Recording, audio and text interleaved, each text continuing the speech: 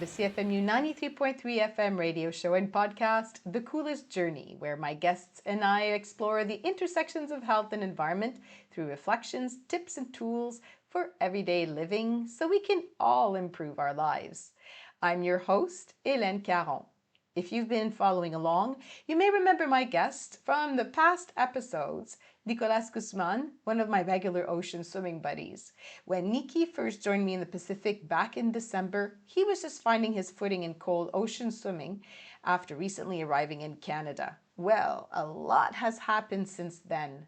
Today, we're diving back in to talk about what a daily cold water swimming practice actually looks like and what it does for your performance. Today, we're diving back in to talk about what a daily cold water swimming practice actually looks like and how it actually affects performance. Whether you're an athlete, a wellness seeker, or just cold curious, this conversation is for you.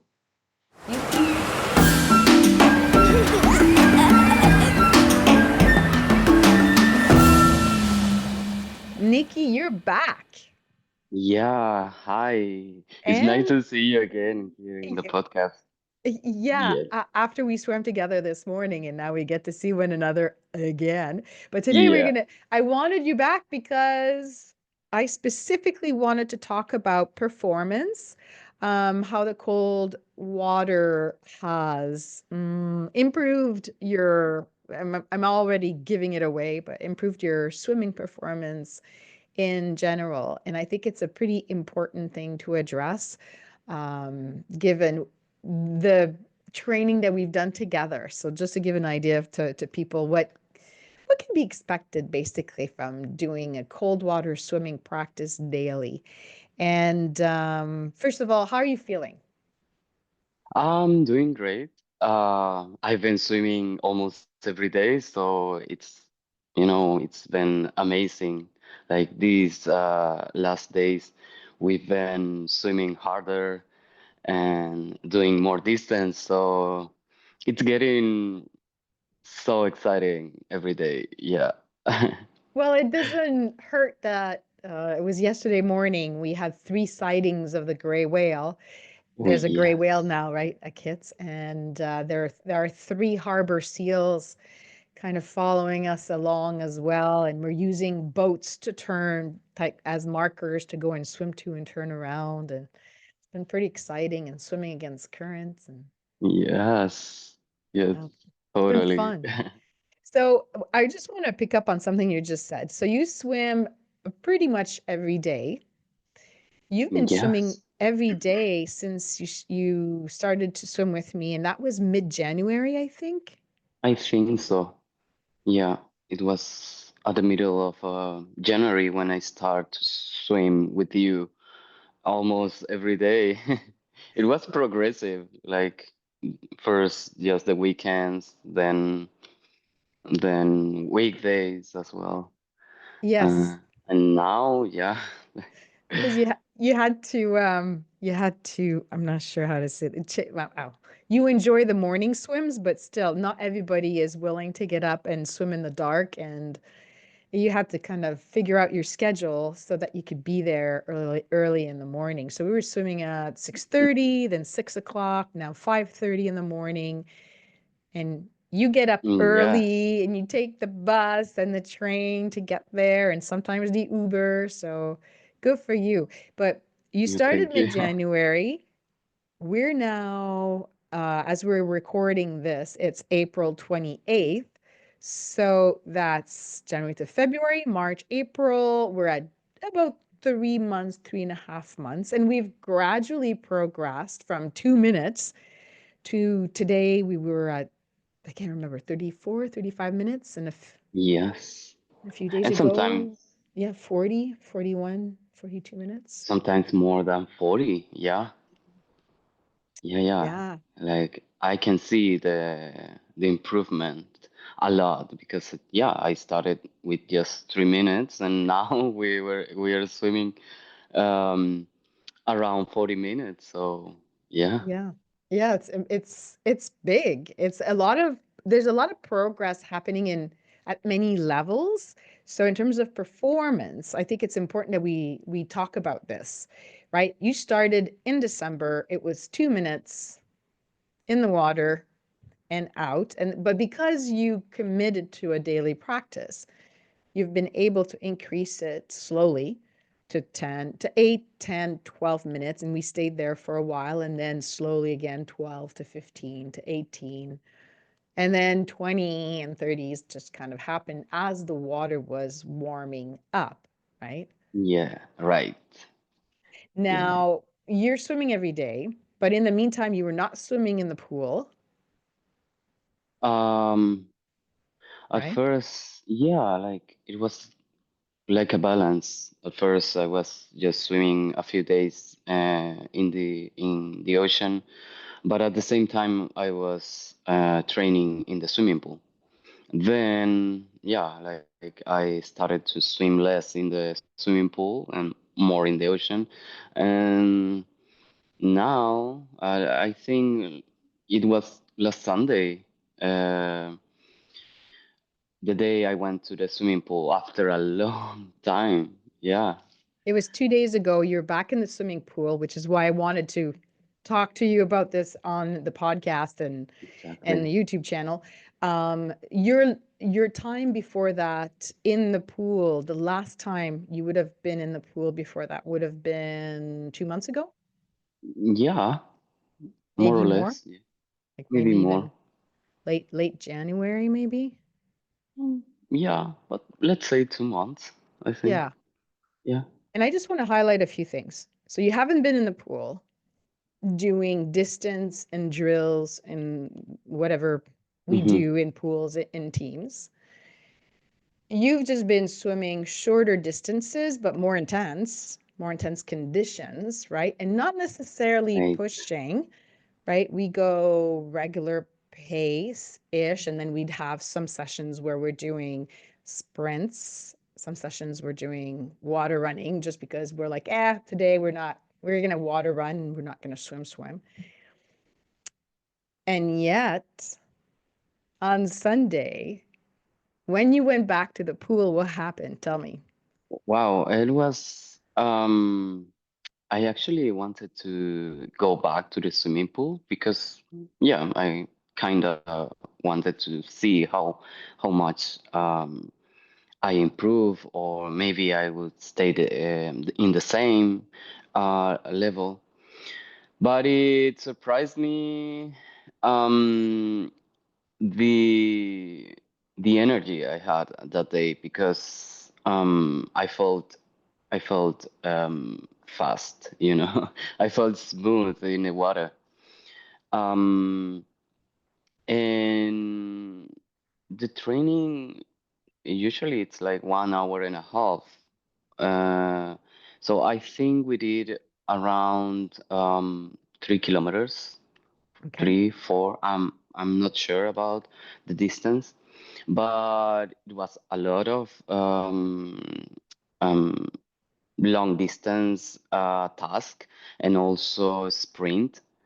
And I managed all of the tasks that our coach said to us. So, So so what would be some of the sets that you did? You probably, if you were doing some sprints, probably some 25s and 50s and longer 25, yeah. yes, 100. I think mostly 100 meters and 50, yeah, sprint. We have a lot of them at the end of the training. So, but I felt amazing. Yeah, like I felt so strong, and also I did fly, which is a thing that I we don't do in the ocean, you know. Or we We haven't been doing it we just haven't been doing. for a number Yeah, of reasons, right? I mean, we can, but we just haven't been doing it. Both of us signed up for the 3 kilometers at Sesmat Lake, which is taking place on May 10th. And because of that, we've been focusing more on getting distance and time in the cold water. So no fly, but we could have, but you hadn't been doing fly. So Sunday, you get a set where you're supposed to do fly, and then what happens when you're doing fly? That and you haven't done fly in at least 2 months, at least. I think um like my aerobic capacity like it got much better because even after doing 25 or 50 meters fly, I I still I didn't feel tired. And I think that is something really important. It's something that we do every day in the ocean. That is the breathing.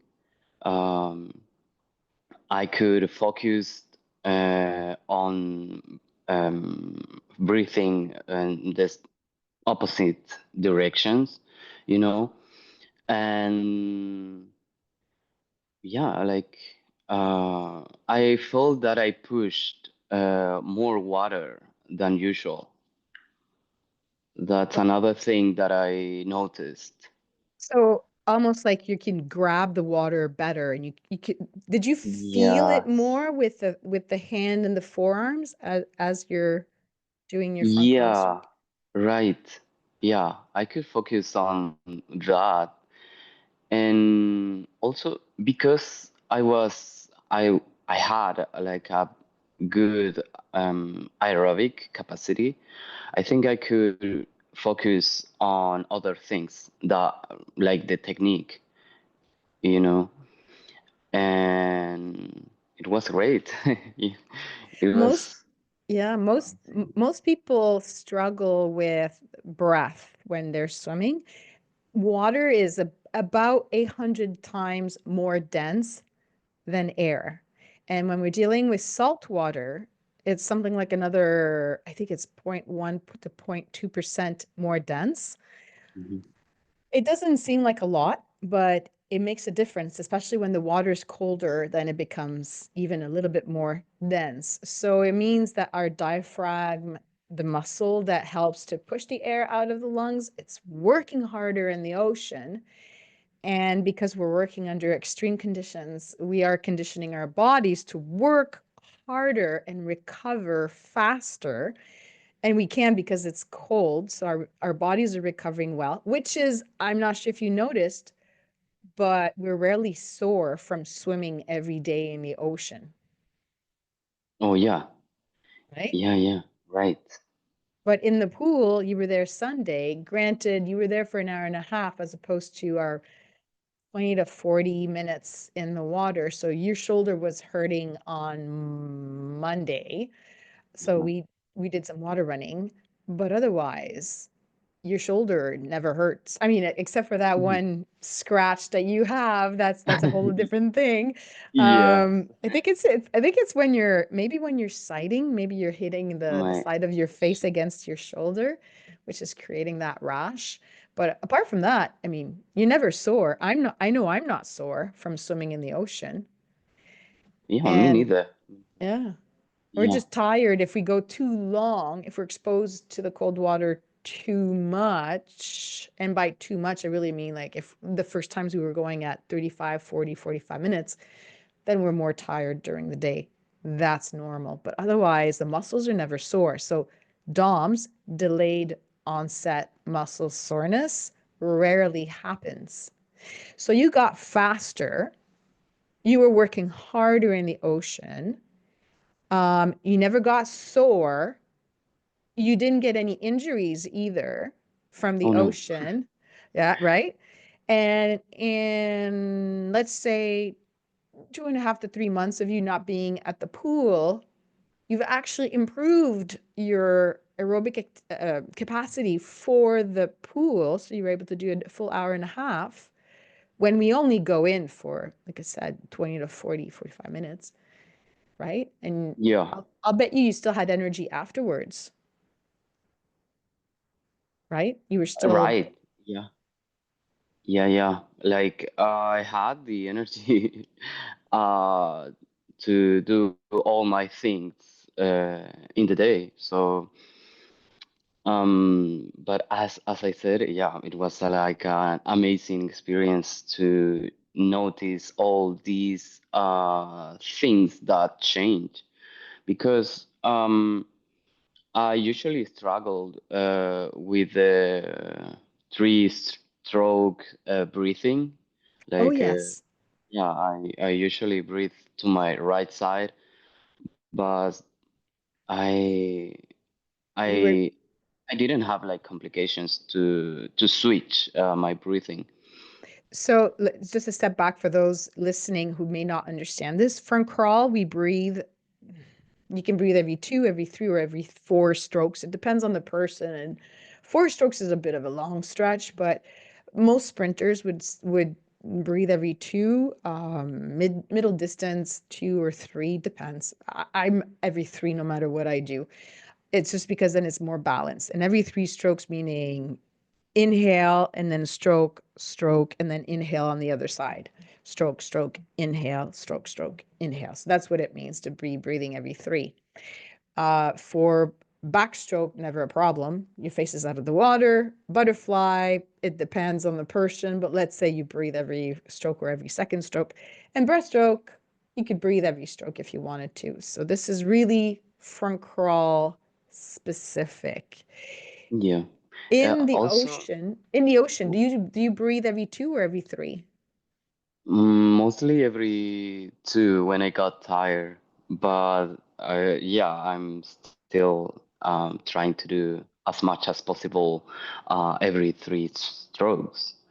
One thing that I forgot to mention is that when I did um, fly swimmers in a distance of 25 or 50, the recommended breathing pattern is every two strokes. So I also did that. You know, I didn't have like difficulties to do that. Um, when I remind that 1 year ago, um, I I breathe every one stroke. You know, I mean, uh, like you have one stroke to breathe, then you do another stroke, then you breathe again in the next Yeah. stroke. But now, like I did one for breathing, and then two strokes more, and then breathe again. So, Well done, uh, butterfly. This is yeah, great. that's so great. And especially, like I said, you have not done butterfly in the ocean. No, no, at all. And Nothing, butterfly nothing. is hard. It's both arms at the same time, and you have to get the rhythm and you got to get Yeah, going. It's hard when you don't practice it regularly. And you were doing 50s for butterfly in the pool? 50. Yeah, 25 and 50s without problems. Yeah. I'm just letting it sit there because we all need to process this. This is a major improvement. I really, really, going back in time, I really wish we sent you somewhere to get your VO2 max capacity measured back then and then what it is now. Oh yeah, yeah, yeah. Like, um, I'm sure you've improved your capacity by at least 30%, I at think least. so. Yes, yes. Because when you're in the cold water, I think there is something that push you to improve your breathing pattern.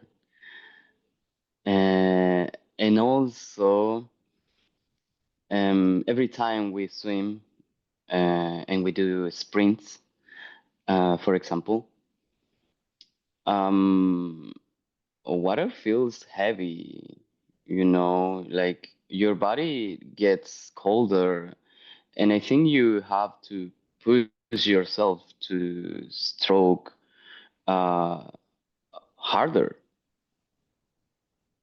You feel that I mean, when we do sprints, I feel that fatigue of my muscles, and and you have to push harder. You know, I have to Mm-hmm. follow you. I mean, really, can you let a 55-year-old who could be your mom beat you in the ocean, right? Of course not.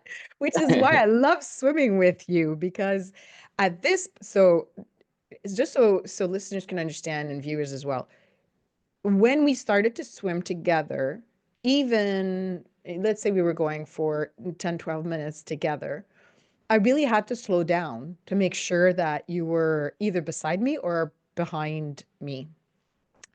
And then I think it was about 2 months in that we start to do the sprints, right? And Yeah, that's when I start to really notice a difference in your speed. So you start to get a lot faster. And you're working hard at it too. I mean, it's a reflection on you, not just you're showing up every day, you're working on your breath work, the in terms of, every two, every three strokes. You're doing the sprints and you're really giving it your all. You're also in the gym at times afterwards, right? You do the resistance training. It all builds up. So the last, I would say 3, 4 weeks, you've really been at the same speed as me, really. yeah, yeah. And we did, remember that one? We did I told you, okay, let's race back from the first buoy all the way back to the shore. And you were ahead of me. You had a full body length ahead of me. So yay, Yeah. Nikki, right? It's just Yeah. when we increased the distance to about 300, 350 meters, then I was ahead of you. But that's just a question of time. The more time you spend in the cold water, the stronger your aerobic capacity will become. And then the more efficient you become with your stroke, then, I'm the one who's going to say, oh, wait for me. I'm in the back here somewhere. But it's just amazing to me that it was like something turned on about a month ago and your speed really, really started to pick up. I'm not sure if you noticed it about the same time frame. A lot. Yeah, I think I can go next to you when we are swimming. So yeah, that shows an improvement. Yeah, a lot. And something that you said, I think I improve the efficiency Mm-hmm. uh, because I could see it in the swimming pool, Ah. like the breathing, the technique, the the endurance, you know. Um, and as you said, we are just swimming for around 30 to 40 minutes. So transfer that to a swimming pool in 1 hour and 30 minutes, that really shows up an improvement. Mm-hmm. Mm-hmm. Yeah. And so what would you say to swimmers out there who are pool swimmers and who are watching this or listening to us and who are considering starting to swim in cold water because they think, well, if Nikki was able to get better, maybe I could get better. What do you say to that? Could they? Yeah, I would say that don't limit yourself if you can see a difference in your technique in the swimming pool. Maybe you should be open to other scenarios like cold water, because it's crazy how it pushes you to work harder, to to manage your breathing, your endurance. I think I would say that, yeah, don't Yeah. limit. Um, and I'm going to add two things here. One, there's the resistance aspect is greater in the ocean. I mean, whether the water is denser or colder, that's one thing. But then we have currents, waves, chop, wind, all sorts of things that our brain has to process. Our bodies have to process this, which you don't have to do in a pool, right? And Yeah, so the level of confidence that you have going to swim in a pool is completely different now because you're eliminating all of those variables and you can just focus on your swim. So I think it's just like, it means the body's like, oh, well, I don't have to deal with all of those other things. I'm just going to, I'm going to go faster. A little bit like right. putting almost like a bungee cord. I don't know if you've seen those for training. Some swimmers put No. a belt with a bungee cord and they attach it to the Oh end of the yeah, pool. Yeah, you've seen yeah, those, yeah, right? yeah. I And see. yeah, and you swim almost like on a well, you start, you push off the wall, you start, and then as the bungee cord starts to stretch, like you're working against the resistance of the bungee cord. It's almost like we're swimming with a constant bungee cord attached to us when we're in the ocean, especially when we're Right. facing the current. And I mean, we have a tow float with us, but it's not pulling us like a resistance band would be doing. But it's basically the feeling of, especially going face against the current, it's completely different. Completely different. It's so much fun. Yeah, you deal with different factors, as you said. Sometimes the current is so strong that you have to push harder. I Yeah, always I I always love. think it's funny when you stop swimming and you grab on to your tow float, your swim buddy, Yes. and then you just let yourself float away. You just look like an otter just on its back and holding on to, and it's just right. That's one way for us to figure out how fast the current is moving when we let ourselves just be carried and Yeah. see. I mean, some of the currents we've had were really, really strong. Yeah.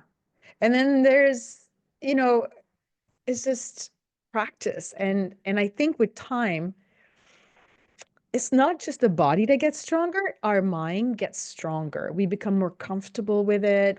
Our mental resilience, the mindset becomes a little bit different. When I started to do cold water swimming, Nikki, I started in September 2020. Mhm. By December 1st, 2020, I had no more migraines. That was a big deal. For 6.5 years after a car accident, I had almost a migraine a week or every 2 weeks. And a migraine was 24 hours in the dark and in bed, throwing up, nausea, vertigo and Mm. everything that goes with it. And then the next day, I was not really functional either. So really, in 6.5 years, I had over 350 migraines. That means 700 days that I lost. So I lost 2 years of my life during that time. And when I started to swim in Lake Ontario, September I started, and I knew right away I felt better in the cold. October, I just kept by October 1st, I was going in every day. By mid-November, I was telling someone else I was swimming, I think my migraines are not as intense, they don't last as long, and they're not as frequent. By December 1st, I had just a few migraines. December 26th, I had one because of Zoom. I had problems with Zoom. My brain had some problems with visual processing. No more migraine until I moved here May 4th, 2021, and I have not had a single migraine since.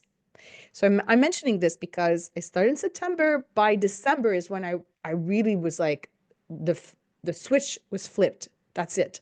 My my neurons in my brain, they they got remapped. So that's neuroplasticity at work, right?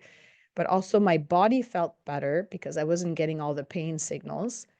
So that took 3 months. For you, it took 2 months before you started to Yes. see some improvements in terms of your speed, Yes. right? Did you notice right? anything else in your life that you're like, oh, maybe that's because of cold water swimming, or not really? I would also say resilience because you faced every day you face different um, like different environment, you know, the factors can change a lot. As you said, the tides, the current, the temperature, the air temperature, the water.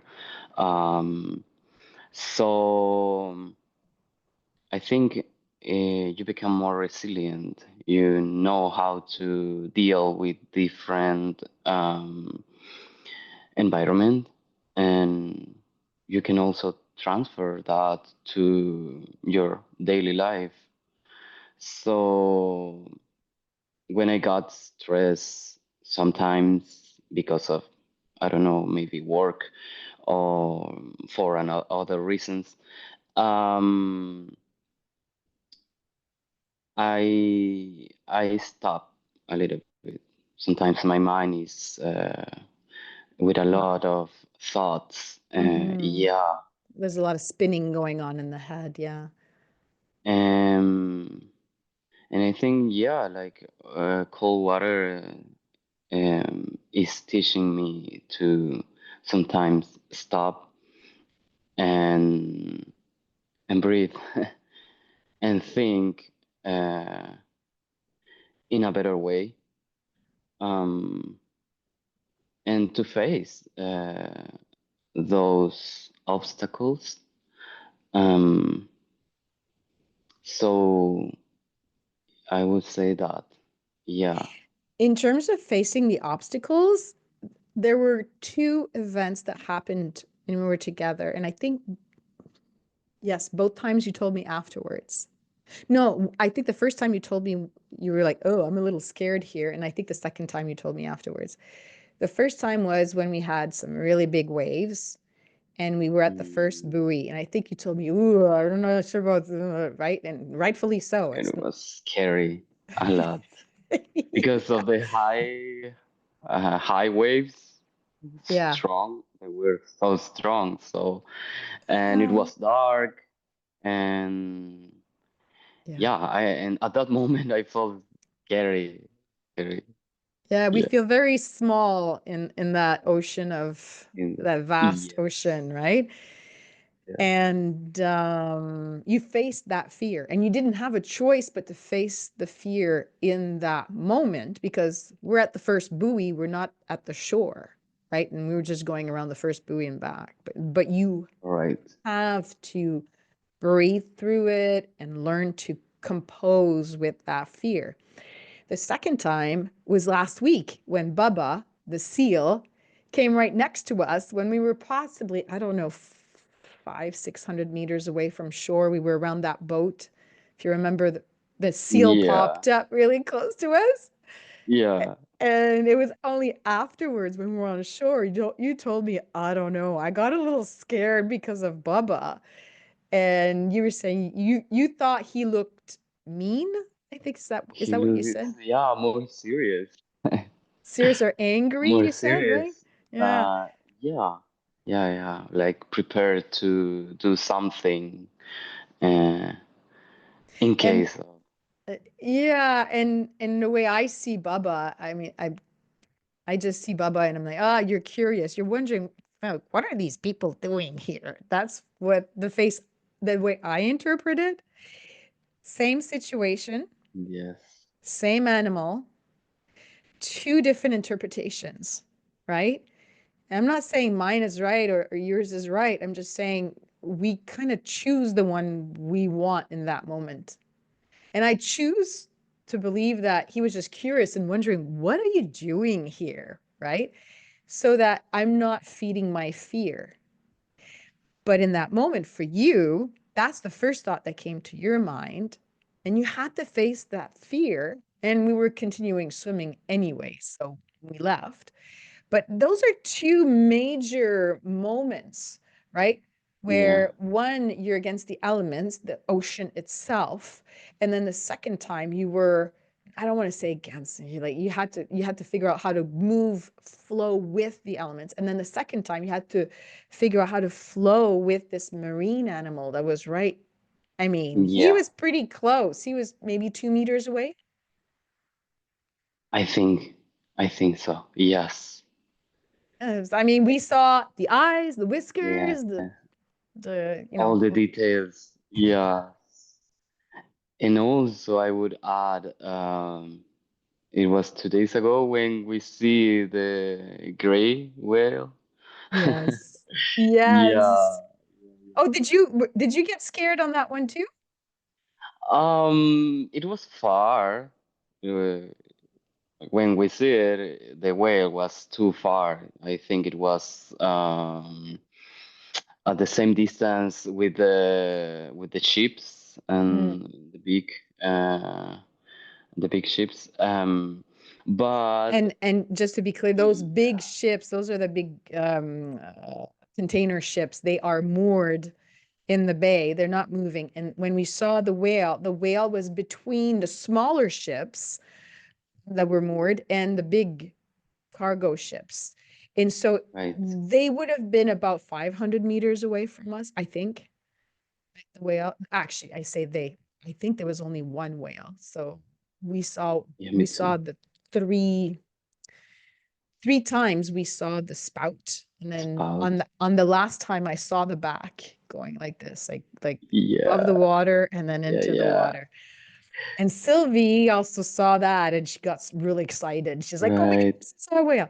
But I mean, the whale could have turned around and come to see us. But you're right; it was Yeah. quite a distance away. But did you get scared from seeing the whale, or It it was was? something new because it's different when you are on land and you see, I don't know, a whale in the distance. But we were in the ocean, and we were far from the shore. Yeah. So, so yeah, like your mind starts to think a lot, and I don't know, maybe. At first, maybe it was an orca. Um, Well, that's why I was yeah. asking you, did you see a black fin? That's why I was Yeah, right. asking. Yeah. Well, we were about 300 meters from shore when we saw the whale because we weren't quite at the boat we were reaching. And I think we were between those buoys far on our right. Um, yeah, if we had been in the middle of the channel, that would be a whole different thing. And you're right, we're in the ocean. Totally different experience when you're on a boat, even on a paddleboard or a kayak, right? You're close to the water, but you're not in the water. When you're in the water, it's a completely different It's completely experience. different. Yeah, Yeah. yeah, but maybe because I'm like, oh, I want to see a whale. I would have been so excited to have seen the whale. Yes, You yes. know, at a healthy distance, right? Whales, keep your distance, like Bubba, learn the seal. Okay, Bubba, I see you, thank you, and go and play away. Hmm. But this is the fear. You were mentioning that what you're taking from the cold water into your daily life, right, is that mindset of, whatever happens, you can just take a step back, breathe, face your fears, like you're facing your fears in the ocean. Yes, yes, totally. Uh, You're becoming a badass. yes. And we are preparing for the Sosamat Lake. So, yeah, it's really good to see this improvement because, yeah, the because day. because we have to cover 3 kilometer in a short amount of time so that we're not in the water, in the cold water for a long Yeah, time. yes. That's so funny. And in terms of performance, is there anything else you wanted to share in terms of what the cold water swimming has brought to you? Um, I would say in performance, um, strength maybe. Yeah, because when you do sprint, you have to be like explosive. Your stroke has to be explosive. So, Right. The sprint inter I so we've been doing sprint interval training, like 3 20-second sprints, and that's it. That's all we've been doing. And you're right, that helps with strength and explosive power as well. yeah, a lot. Like I felt smooth in the water. Oh, you mean at the pool on In the Sunday? pool. Yeah, yeah, yeah, yeah. And I think, yeah, and I think that's it. Somehow, cold water is teaching me how to improve my technique because of, I have this thing in my shoulder uh, because of my technique. Yeah, the And rash. Yeah, it's a constant yeah, rash that you have. Yeah. yeah, yeah. Yeah. So, and you And also have to face sometimes you have, yeah, as we said before, you have to face a lot of factors and the waves, for example, how is the way you breathe, uh, it can change totally. right. So this morning, when we got back to shore, I told you, wow, I don't think I've swallowed so much water in a while. And you were saying, yeah, me too. And I think that's part of the little chop that we had and the way the wind was. When I was breathing on my side, I could tell I was also inhaling water through my nose, and the water was going at the back of my side. I was getting a Yes. sinus wash every time I was breathing. Just deal with it, right? I mean, Yeah, I think it's part of it. yeah, yeah, there's a Yes. whole bunch of different things like this that we just have to adapt, and we learn to adapt to these ever-changing variables or factors, and that makes us stronger in the end. Out of curiosity, did you, because we saw such a big improvement in your speed, did you change anything in terms of what you eat, your nutrition or hydration before and after you swim? Mm, I just try to have like my um, daily routine. Try to eat the enough amount of proteins and carbs. Um, and also when we swim long distance, um, I usually try to rehydrate, like to use homemade rehydration salts. Uh, so yeah, like um, what else? I'm vegetarian. Vegetarian for I think 10 years. So Hmm. I try to be conscious of what I usually eat.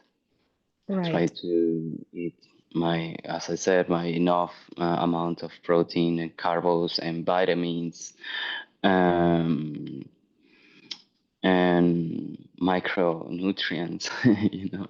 So But yeah, you didn't but change anything in the last three mm, months that would have explained in part why you improved. Like I'm trying to make sure that the improvement that we see are yeah, directly related to the cold water swimming and not something else that you would have done in your life.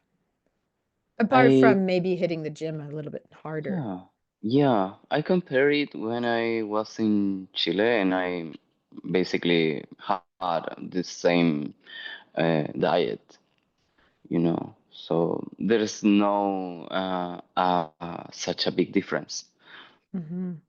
in the Yeah, diet. Yeah. I I would love to see if you would have any improvements, further improvements, if you were to even go on a plant-based diet, vegan. I Yes. something Mm. tells me that it might help you as well because basically it's more anti-inflammatory if we remove the eggs, the dairy, and all of that. Um, yeah.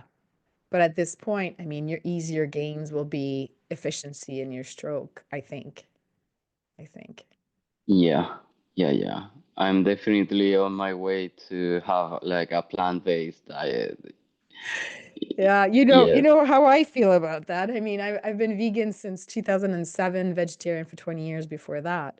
So I've been vegan for almost 20 years, and I think I'm doing okay in the water.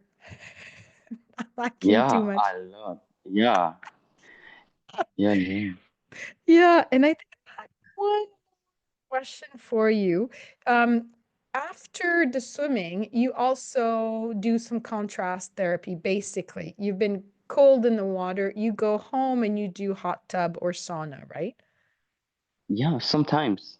I think now that I'm tolerating water more, um, I'm not going like sauna every day as I did before, because every day after swimming, I went to the sauna.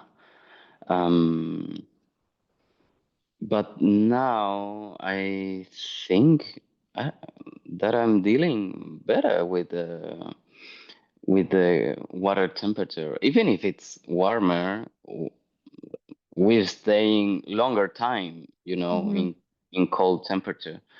So I complement, I think 3 days a week, Oh, yes. Okay. 3, 4 days a week. Yeah, yeah. And after swimming, 3 days a week, I'm hitting the gym. So Mhm. that's another thing. Yeah, You warm up by doing the exercises in the exactly. gym. Yeah, yeah, yeah. Yes. And in the meantime, I use 5 days a week. I'll be Monday through Friday. I go back to the Mini Aquatic Center. I'm in a gym. That's how I warm up as well.